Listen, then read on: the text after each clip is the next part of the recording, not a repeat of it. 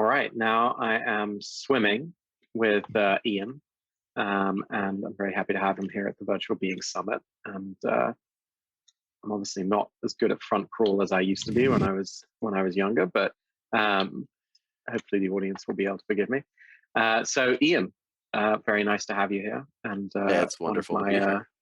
favorite people in the virtual being space. So, tell folks a little bit about um, your favorite virtual beings that you've been creating and working on, and yeah, where things are at for you.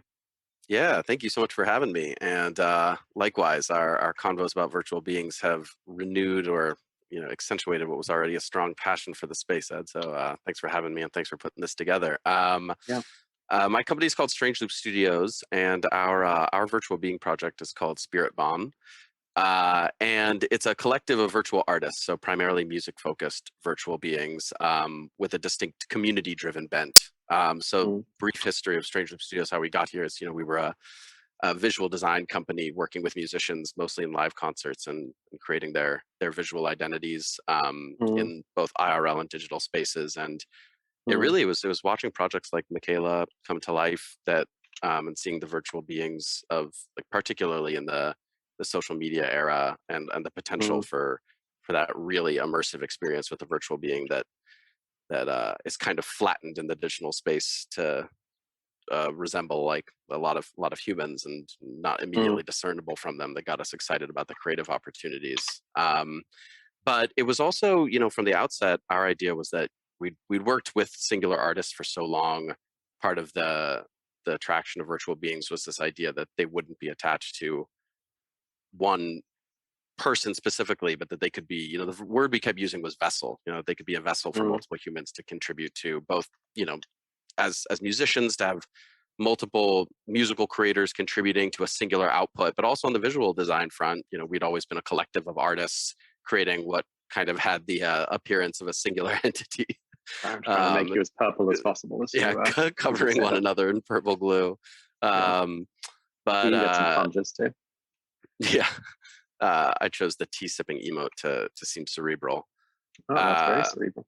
yeah, but it seemed like the medium of virtual being seemed like this incredible opportunity Mm, to bring like an art collectives of form. creatives together. Yeah, and really to use sort of a figurehead for the contributions of many creatives, both on the musical front, Mm. which we thought was an interesting place to start, since the creation of music is already often such a team effort, even if it does, it's a song Sort ostensibly of by Justin interestingly, Bieber. yeah, sort of deceptively a team effort. Unlike a movie where everyone kind of gets that it's a team effort. With They music, roll the it's credits at the it's sort end, of, yeah, it's kind of weird that it's always a surprise that a particular song was created by a whole team, and I think a lot of people aren't as aware of that. Right. So that was kind of where we Plays chose into to the start. headless brand stuff that you and I have talked about. Yeah, it really does. In fact, I was just rereading that wonderful piece by the Open Internet folks, Toby Shorin and Laura Lottie and Sam Hart. I think were the authors of that great piece on headless brands, which is, I think, really key when we started trying to create virtual beings Mm, and try to create some sort of consistency that people could know what to expect from the virtual being. I think that was one of the early pitfalls that you have with sort of a collectivist approach to creating a right. singular body of work, is how do you not get whiplash, like song to Mm, song, story to mm, story, post to post. If it's not centralized, how do you still maintain that continuity? And I think their work on headless brands and looking at Bitcoin as a case study, but also projects like Hatsune Miku were big mm, inspirations for us. And this is, particularly something I wanted to chat about. Was early on, we were very self-conscious at Spirit Bomb about the fact that we don't have a distinct AI component in the traditional mm, sense. We're mm, not. We are humbly in awe of the amazing people making contributions on the AI side, and hope to stand on mm, their shoulders with the tools mm, they create. But our approach was always to see what could emerge that would simulate identity or agency, not necessarily through scripts or through mm, artificial intelligence, but rather through the coordinated architecture of having multiple human collaborators contribute to the output of a single entity. mm, And so we've battled with, or I've thought about what the term for that would be, whether it's aggregate intelligence or emergent intelligence, something No, I that's think you're right more that than the there's sum some of its weird parts. comparison between an AI that's trying to decide which line to say based on, its scanning of the internet, and like a collective of 30 people that are trying to Yeah, decide what the next line should not, not the next line, but the next like event, the next thing for the character to next do. chapter, There's yeah. definitely an analogy there, and I've wondered about that too. And it's interesting to think of it in the music context. Like another reason why that's where we started is because is that so different from a band, right? Like the Beatles were Right. more than the sum of John, Paul, Ringo, and George. When Mm, they broke off, it wasn't like you got a fourth of the Beatles. There was mm. something emergent from all of them working together, and then their Well, interaction with their own brand and their fans as yeah. well. Well, you mentioned Michaela, which has just been purchased by Dapper, Yep. and part of it is around like social tokens and DAO collectives, but there was the implication that it would also be around a community running Michaela, which is an idea that I've heard Trevor talk about often, and have been excited to see, and that you and I have talked about around the culture and around just generally. It's a fascinating idea how a collective could run a character. How do you see that? How would you see that actually working? Well, I think I mean I'll never forget probably the clubhouse I was in where I first heard Trevor talking about that, and I think that was when I Mm, first joined the FWB Discord. I think mm, he ended the clubhouse offering up a one of his beeples to the last person who joined FWB off that clubhouse, and mm, I remember in that moment flashing back to early conversations with our musical legal counsel at Spirit Bomb when we had originally pitched this idea of 40, 50, maybe 100 contributors to a single artist, and mm, how we would make that work so that that we could fractionalize ownership. And this was mm. back in January Fascinating. of 2020, so we weren't Mm, really thinking Web3, and it just sounded like a nightmare. Like the mm, joint ventures, the how mm, simple things like even what would be the term of the agreement? How do mm. you evolve fractionalized ownership? Like if someone kind of stops contributing, what are the mechanisms for changing the Right. their stake in the project? Even things like liquidity. How do at what point are you paying out people for their contributions versus just giving them stock options in a joint venture or that might take a long time to pay out? So many questions that All right. are being That's grappled interesting. with by Web3 I tools. hadn't even thought about how like illiquid. You're right. Like if everyone was owning stock, that's completely illiquid, really hard to get rid of if somebody's leaving. I hadn't even thought of that. And for amateur creators, the sort of time horizon on when maybe Yeah. you contribute to a song, it's got 60 million plays on Spotify, but the joint venture is collecting that revenue.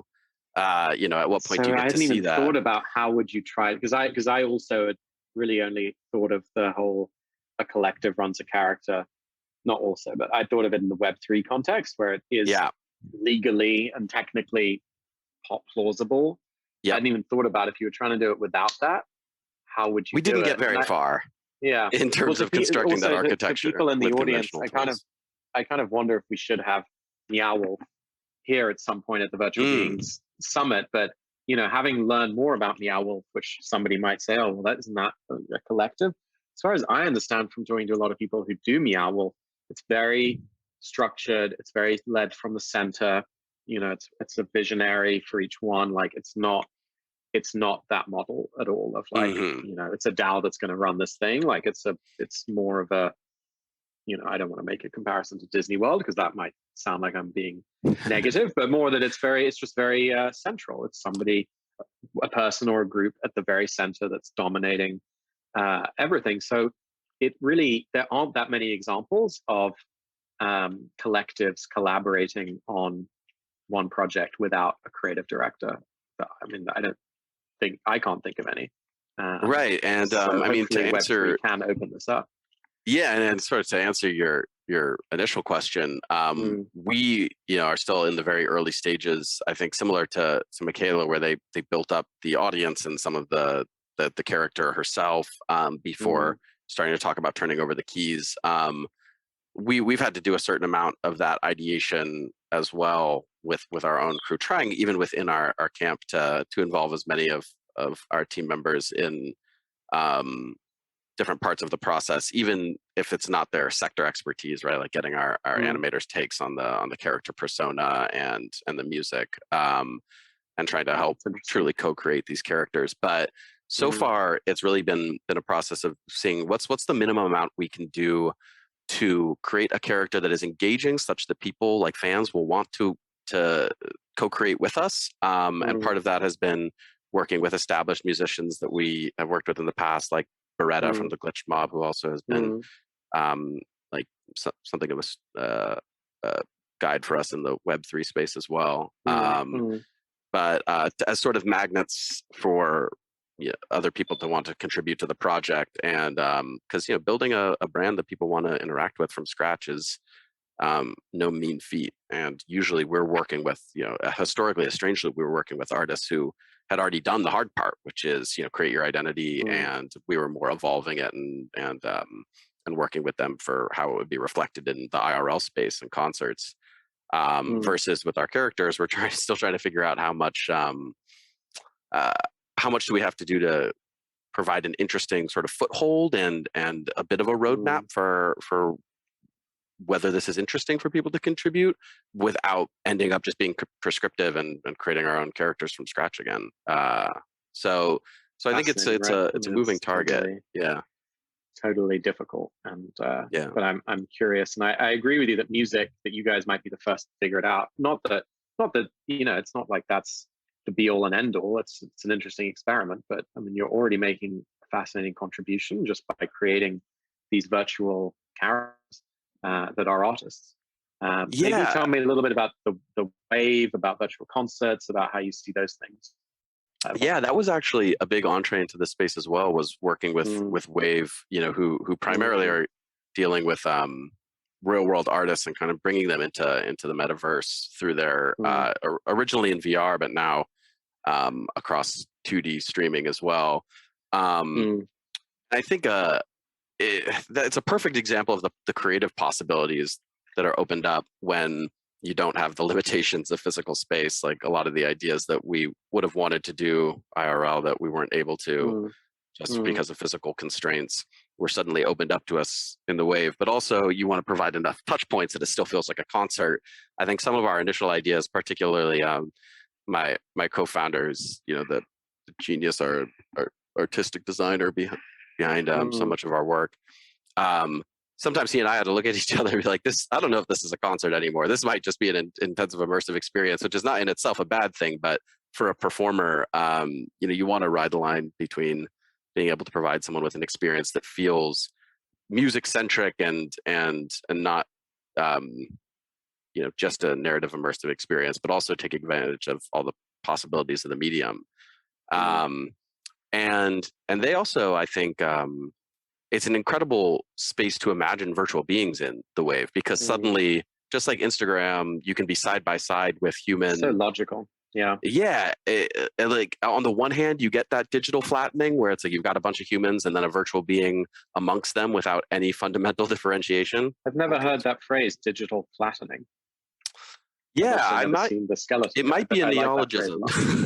I like that, because I think about that a lot with AIs. That like AIs being avatars and humans being avatars. It's kind of, you're flattened, so you're both avatars. So you're kind of all on the same. I saw it with the experience of Michaela on Instagram too, right? You're scrolling through. There's no inherent differentiation. There's no marking. It's like this is a virtual being, and I think it would be the same with a virtual being performing in Wave. Is this a human being transposed into it, or is this a digitally native construct? Well, we actually, I mean, are you familiar with Holly? Holly Plus? Yes, big fan of Holly. I mean, she's terrific, and she's at the summit, and she's absolutely fascinating what she's building out around AI and around identity play, they call it. So I think that's super cool. Yeah, and it's kind of riding the line of on the one hand, a rendering of a human in the digital space, but also this proliferation of a digitally native identity in the space that kind of has its own identity that seems to be forked from Holly proper, though I'm sure she do a much more articulate job of sort of digging into the repercussions of when a human is sort of being rendered into digital space versus when a virtual being is being collectively created from many minds. Hmm. Well, let's run up to this mountain as I kind of asked you the last Yeah. couple of questions. What can we expect to see in the coming months from the studio? What's coming up Well, so we've had our first that you can talk character, about? LV4, over the past few months. He's we've tried out a number of characters. We rigged and optimized for 6 of our characters and started to try them out on different platforms, and really found TikTok to be the one where we could get the most real-time response of, is this a character that people would want to contribute to? Would they want to help co-create and like design the life So is of that this actually like character? a big, I mean, I guess I hadn't understood. Is that a big thing for you, or is that just like a kind of nice to have, would be interesting if people wanted to contribute to it, but largely we want to do everything? Is that No, like a real goal for you? it is the ultimate goal in a lot of Oh, I didn't ways, both realize that. from, That's interesting. yeah, the more we've thought about it, the more like I think our contributions, like at the end of the day, will always likely be helping on the actual live renditions of these characters, which is sort of our core competency is live concerts and shows. And I bring it up LV4 because he's finally found enough traction and fans. He's got, I think, about 120,000 followers on TikTok right now, and pretty engaged, such that we want to bring him into the real world and actually try to do a real concert where he's performing something kind of as we were describing, in between a narrative experience about the character, but also performative, virtual character concert a la Hatsune Miku. Now, obviously, this is a professional audience. So, as Fable has thought about this, of like, people helping create and all that. And obviously, Michaela has been kind of eaten up by a larger company. Is part of it, if we're being blunt with people who are thinking about creating their virtual influencers and all that, it's a lot of work. Like, if you're really saying that this person exists forever, every minute of the day, then it's like a lot of content to create, and it's really too much. It's hard to see why there would be a limit on the amount of content, if you know what I mean. Like, a human has a limit, but like it's pretty hard to meet that. And a human can just make a video in 3 seconds pressing record, whereas a virtual being, it's a lot of work. And we found that with Lucy and with anything. So part of it has been, okay, well, it's not just a really important and interesting creative thing around synthetic media and around like media generation and Headless Brands. It's also kind of just necessary. So it really is the union of the philosophical and the practical. Yeah, it's like, I think it's one of the most exciting opportunities by virtual beings. Underestimate that. Yeah, but it's all at scale, especially because I'd love to see, we've got our aesthetic, our core sort of techie sci-fi aesthetic, but I'd love to see all sorts of Spirit Bomb characters flourish, including ones that, like dozens of them, at which point scale with a centralized team is just completely impractical. I wonder how much that'll be. What's really interesting is I can't think of many other art mediums that actually necessitate this. Right. But do you know what I mean? Like, it's interesting to all of us that, a collective of artists could create stuff. That's probably interesting to artists for thousands of years. But, if you're making a 90-minute movie, you don't really want an equal set of artists with no overall director. And if you're, for other things, it's not so necessary. But if you're genuinely trying to create a 24/7 existence, obviously they sleep, but a 24/7 existence of a character, you kind of need, maybe this will be the path that virtual characters go over the years, is like, no single company can really maintain a character for this amount of time, for like the actual timeline of their life, without support from the fans. Could be. Yeah, I wonder if that'll be a universal gradual shift that people make. What do you think? Yeah, I think there's a chance that will, it'll be the only practical way to really convincingly have all the, I think we may have all experienced that, the idea of, when I go on TikTok and look at Code Miko's content, I very quickly Right. find all the snaps she's already made, right? Like there's, and then it's waiting another week or a couple days for another clip of content versus the kind of output that you could have with dozens of characters and dozens or hundreds or thousands of contributors. And then Mm, there's also the very real side where I think that's the philosophical promise of virtual beings is not that they would mm, then be consolidated, both like the creative and the revenue and sort of the value created being captured by one centralized entity, but rather that we can have these beings that are co-created, and then mm, the value that they create is captured by all the contributors in a much more equal and fluid fashion, rather than say a movie where all of those very important people tend to get the trickle down from the revenue, maybe hope for a couple points on the back end, but not have substantial, let alone evolving stake in the character. So yeah, I think it might be this odd union of the way the way I'd love to see it go and the way it just actually has to go from a very nuts and bolts practical perspective. yeah. Well, let's take a look at the sunset as we say goodbye to each other. There you go, see Gorgeous. Ian. All right. Well, thank you so much for taking the time with us, Ian, and as Yeah, it's been ever, a a pleasure. fascinating chat. All right. Indeed.